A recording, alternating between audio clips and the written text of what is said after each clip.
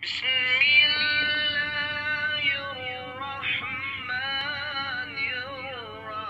اللہ الرحمن الرحیم اللہم صلی علی محمد و آل محمد وعجل فرجہم۔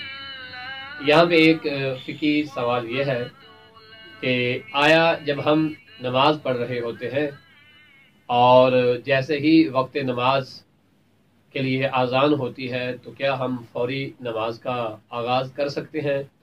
تو یاد رہے کہ اگر وقت نماز داخل ہو چکا ہے، اذان نہیں بھی ہوئی، تب بھی آپ نماز پڑھ سکتے ہیں۔ جیسے کہ ہمارے معاشرے میں مساجد میں یا امام بارگاہ جو ہوتی ہے اس میں باقاعدہ اذان دی جاتی ہے، تو ہم یہ سمجھتے ہیں کہ جب اذان امام بارگاہ یا مسجد میں ہوئی ہے تب ہی نماز واجب ہوگی، ورنہ واجب نہیں ہوگی۔ ایسا نہیں ہے، بلکہ اصل وقت جو نماز کا ہے اس پر آگاہی حاصل کی جائے، اور جیسے ہی اصل وقت جو ہے وہ داخل ہو جائے گا تو نماز کا وقت ہو جاتا ہے۔ اب اذان کسی نے دی ہے، نہیں دی، یا اذان 10-15 منٹ لیٹ ہو گئی ہے، اس سے نماز کے واجب ہونے کے ساتھ اس کا کوئی تعلق نہیں ہے۔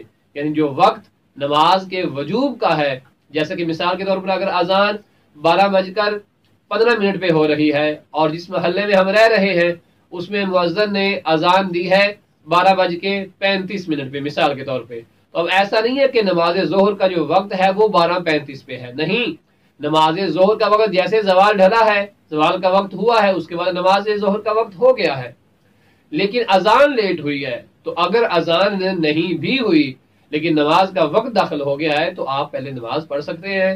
ہاں، اس میں اس طرح کیا جائے جس طرح کی روایت میں بھی موجود ہے کہ ہر بندہ جب نماز کا آغاز کرتا ہے، چاہے وہ مومن ہے، مومنہ ہے، مرد ہے، عورت ہے، وہ اپنے جائے نماز پہ کھڑا ہو جائے، اذان کہے خود اور اقامت کہہ لے۔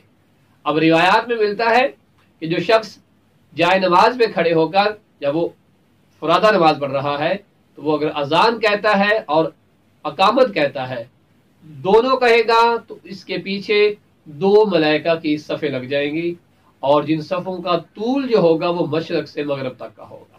اگر اذان کہے گا تو 1، ساتھ اقامت کہتا ہے تو 2، یا فقط اقامت کہتا ہے اذان نہیں کہتا تب بھی 1۔ اگر دونوں کہے گا تو 2 صفیں لگیں گی، اور طول کتنا ہے؟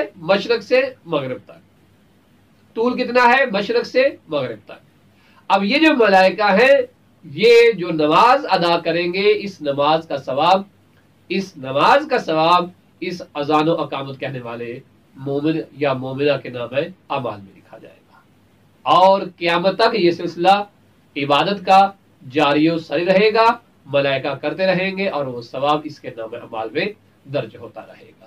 لہٰذا اذان و اقامت خود بھی کہیں اور اس چیز پہ متوجہ رہے کہ اصل وقت نماز کب ہوتا ہے، نماز کے واجب ہونے کا وقت کب داخل ہو رہا ہے، اس کے بعد آپ نماز ادا کر سکتے ہیں۔ وصلی اللہ علی محمد وآل محمد۔